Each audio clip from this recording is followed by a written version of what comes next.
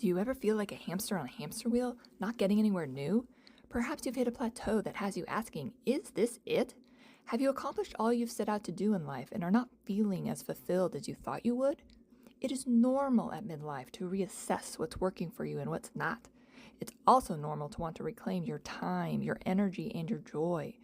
Let's make the best out of the second half of our lives by having more fun, experiencing more peace, and feeling more joy. If any of this resonates with you, then this podcast is for you. I'm Megan Bayless-Bartley. Now let's get ready to shift our shit.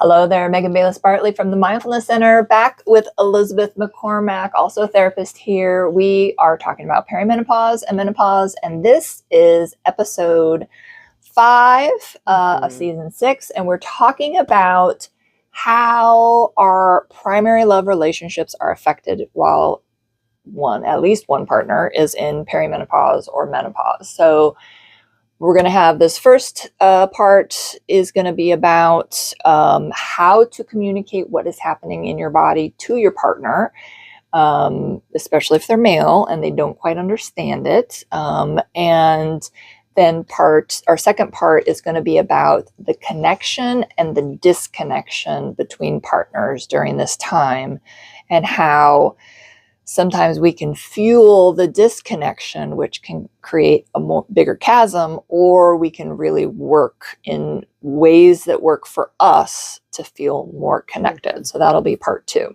So yeah, and I want to be kind of honest about this. Like, we're going to probably lean pretty hard on the males in this conversation because that's our experience. Yes. So we're both married to men. Been married 20 almost 4 years. And to men. Yeah. And they're great. Yes. Both Michael and Ben are the most fun. Yes. They love to be wild and crazy and do fun things. They're really quite similar in that way. Yeah. They are what we refer to as an Enneagram 7. Okay. Which means they just really love all things new and fun. Yeah.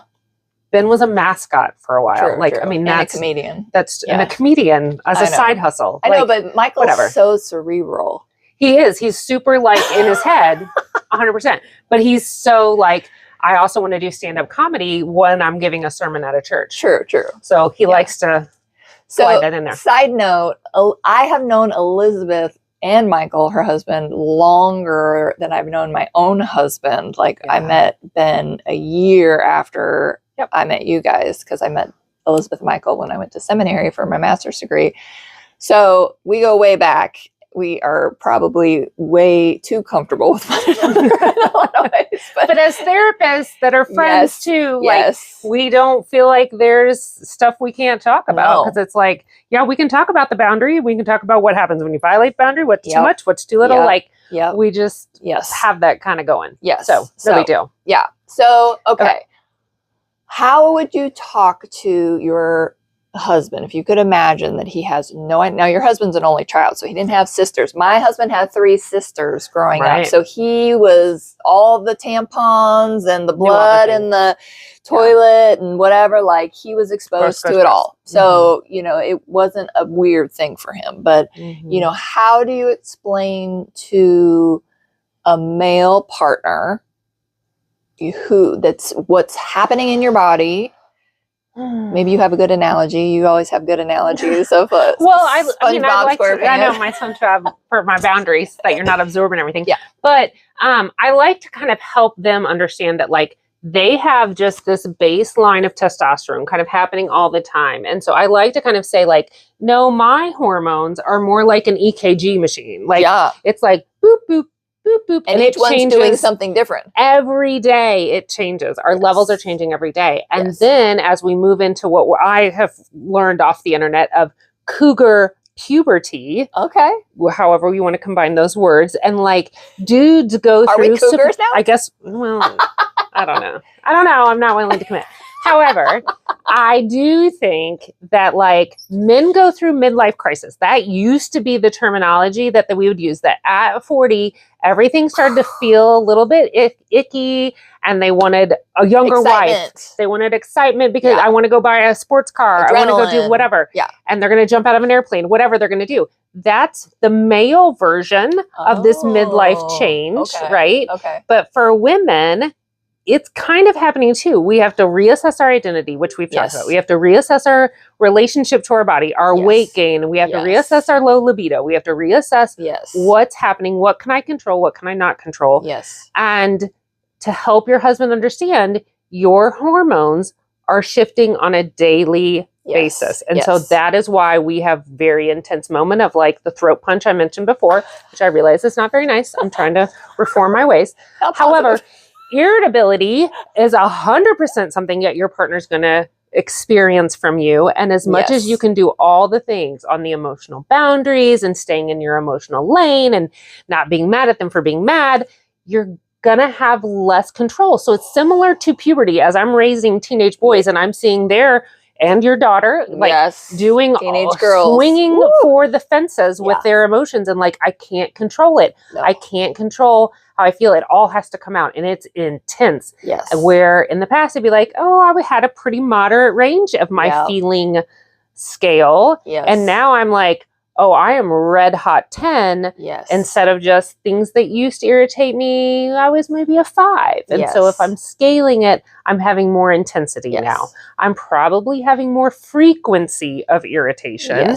And I may be struggling with my duration, that I am mad and I stay mad for a longer period of time. And it's based on the chemicals that are happening in your body that you have no control over. So the hormones are essentially chemicals happening in your body that we don't have control over, just like he doesn't have control over his testosterone levels, right? And so part of this is you probably have had periods around him, so he might identify with cycles.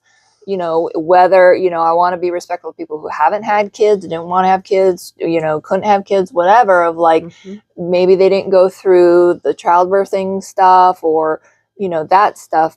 But you might have had periods, you might have had, a little bit of PMS, a whole lot of PMS, some, all the things. So he may be familiar with some of it. So it's hopefully, let's hope. And then, talking about how in aging, I mean, part of this is we can't deny that we are not aging, it's happening every day. We are aging, like we are. So you can notice already your body feeling, men, like I'm trying to figure out how to relate this to men, like your body's uncomfortable. You can't do as much as you used to do. You're gaining weight. You're gaining weight. You don't want to do certain things anymore. So like that's same for women, and then some, because of the multiple hormones that are doing crazy shit through our bodies. So, being able to communicate that, and say, the thing I really like in my household is what I do is I own whatever is happening for me. Like if I'm feeling a certain way, if my body, there's a sensation happening, I get super hot, or I get, really annoyed or whatever, I'll just say, hey, I'm feeling a certain way. It's my menopause coming on. I need to take a break, or can we just table this for right now, or whatever the thing is, so that I kind of own my body's going through something that's affecting my mind, my emotions, all the things. Yesterday it was picking up my daughter at a different time than what was arranged, and then I'm trying to cook dinner at home at the very same time, and she wants to go to the grocery to get something she didn't necessarily need but wanted it, and then calling me while she's in the grocery and I'm waiting in the car because that was I needed to take care of myself. And she's like, I can't find the whatever, even though we talked about where it was before she went in. And I just was about to lose my fucking mind. And I was like, okay, keep it together. Like it wasn't in my mind. I was like, this isn't that big of a deal. Not a big deal, but your feels body so intense. Is just, and it was like, that's my witching hour, like 4 o'clock 3:30 to 5:30 is like my witching hour now. And so it's like, I need to be alone, as much as possible. So, hopefully, and depending on your personality or whatever, that might also feel a little bit different. If you've been super, outgoing and extroverted, and now all of a sudden you feel a little bit like you need some space or time, like that, it needs to be part of the conversation too. With your partner, to be like, who takes responsibility? If I can't function real well, yes, between 3:30 and 5:30, that's not my area, then that needs to be my partner's area. Yes, like, make the dinner. I'll accept whatever happens on it. And the fact that, like, at my house, you make the dinner, I'm the only one that's going to make a vegetable. No one else in my house is interested. Yes. It frustrates me. My husband makes jokes because he's home at the late afternoon, and I tend to roll in at 5:30 after seeing clients all day. I'm totally peopled out. Yep. I love what I do, but it is a lot. Yes. And so he pretends that he's like a 1950s husband, and he needs to have dinner on the table. He needs to have a plan, because if I come home at 5:30 and everybody's hungry and they're sitting and looking at their phones, I'm ready to, like, what has to happen here. Yeah. No one's confused about every day we need to eat between 5:30 and 6:30 to make life keep happening. Yes. How are you sitting right now? And I'm walking in the door and you have not a plan. So he's gotten to even where he's like, okay, well then I'm going to go get sushi from the grocery store, which is not good sushi, people. That is not real. However, it serves a purpose. It takes the time that it needs to take. And then I get to pretend that we've had a vegetable and whatever. Seaweed's in there, a little cucumber. Great. Okay. But if we know that that's hard for us, we need to talk about it at a time that's different than the time we're experiencing it. Oh my goodness. A calm time. Please. Let me tell you, having that conversation with me at 5:30, no, it's not your jam. It's not going to go well. No. And I'm doing all the things for the emotional boundaries. I know all the education of emotional regulation and behavioral regulation. I have all the skills. Yes. But in that moment, if I'm hungry and I'm tired and I'm thirsty and I haven't peed all day and I can't. Done. I can't. Yeah. Right. And I'm done pretending that I can. Yes. So previous me would have walked in at 5:30 and I want my family to have this loving experience that I've been at work all day and I'm so excited to see them. And la la la la la. And I'm not saying that that's not true. Right. When I had more estrogen, I could pull it off. I had more battery life at the end of the day. I had more compassion. I had more, give me hugs. Oh my gosh, don't touch me. Are you kidding me? Don't touch me. Don't touch me. So your partner needs to know, it's not that I don't want to touch you when I'm standing in the kitchen. Yeah. My partner sees us both standing and I've got a spatula in one hand and I'm working on this and I'm cutting vegetables over here and like 10 things are happening at the time. Not only is probably the dishwasher running, the washing machine's probably running, and I haven't changed my clothes. Dogs barking. Has anybody let the dog out today? Yeah. Like, all the things are happening and so much is happening in my brain. He's like, let's hug. And I'm like, are you out of your mind? Take responsibility for any one of these things. Kid needs help. Kid needs poster board for the poster that's due tomorrow. Of course it's due tomorrow and we don't have any poster board. Like, where are the scissors, Mom? Yes. They're in the place where the scissors have always been. And I can't help you to see them anymore because you're grown. Yes. And I can't help you see them anymore. Well, and so what we started doing is, and we hadn't really been like a meal prep family, but we wanted to stop eating out so much for a lot of different reasons. And so we tried it, and we tried to assign a day like for a person. Like Dad and I would each take 2 days and kids would take 1 day each, and they could choose whatever they wanted. They wanted pizza, like we get frozen pizzas, whatever. Like they're fine with that. You want ramen or whatever, Fine. Yeah, fine. You got to accept that it's what it is. It's what food. It is. You're not going to die. Yeah, you're not going to die. There's not a carrot in sight. Right.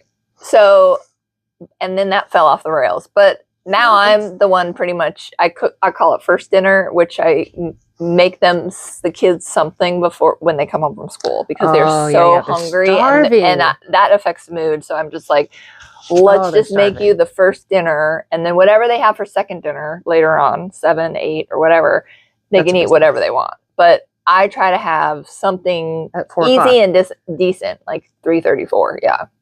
Dang. And then, and so if I do intermittent fasting, I stop eating usually. That's my meal, and I stop eating until the next morning.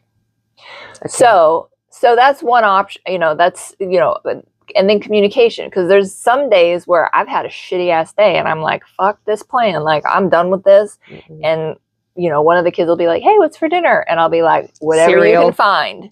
So they know how to make tuna fish sandwiches. They know how to make peanut butter sandwiches. They know, Go with God. Yeah. Blessing. Cereal, toast, there's things, frozen meals, whatever. There's a pantry and refrigerator. Yeah, they're not going to starve. Like, the point is, you're not going to starve. But you also have to let go of whatever they choose to shove in their face. It's not going to be all organic. It's not pretty. It's not going to be quinoa. Tried that once. That was a miserable fail, even though I ate quinoa all through my 20s. Oh my gosh. So clearly they did not get that gene. But so letting go of that piece of it. So, and letting go of your partner doing it the way you want them to do. My partner, again, he's right there with my boys. Yep. No vegetables. Yep. He's like, frozen pizza is a full balanced meal. And I'm like, if I have to eat another frozen pizza when I come home at 5 o'clock, and for a lot of days, if you're working outside the home, you may not be eating real well all day long. During you may have not gotten a great breakfast before you ran out of the house for an 8 a.m. appointment. Yep. You may eat snack as a lunch. And so come 5 o'clock, your blood sugar is jacked and your energy level is jacked because you have not eaten all day. And then that's bad for me in my diet era of like, oh, now I want to eat all the things. And of course, it's easy grab, carb heavy, like all the things. What's going to make me happy? My brain doesn't care about the appropriate fuel. Then I'm like, pasta?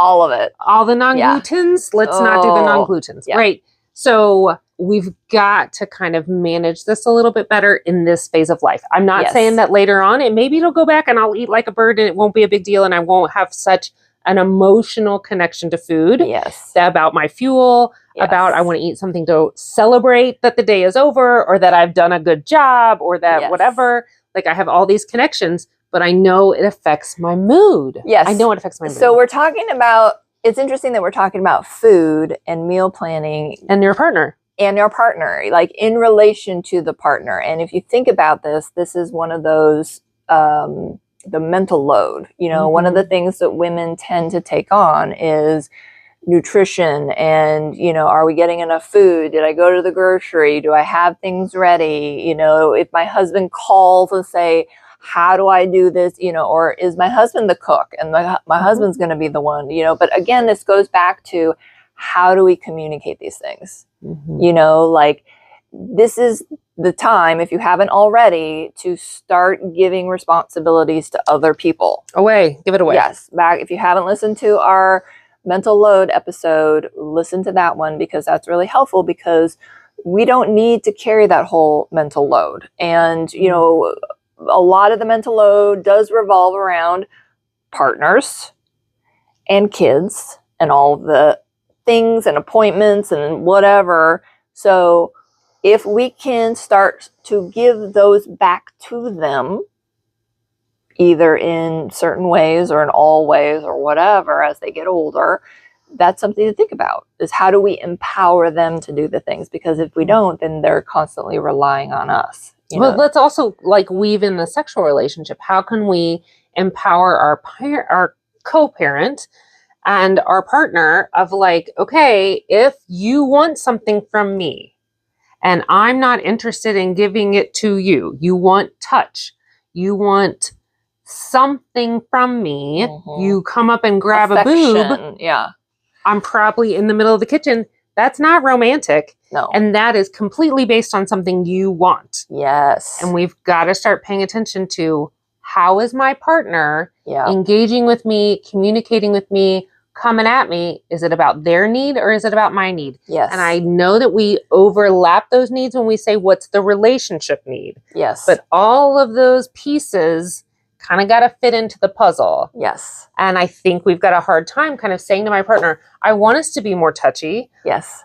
I'm touched out, or I'm just not in that space. Well, and I think this is a good transition period to end this part of video episode 5 now, because we are going to talk about that connected versus disconnected. And I think this is perfect to pick up on that, where we can go more in depth with that. So stay tuned for part 2 of episode 5.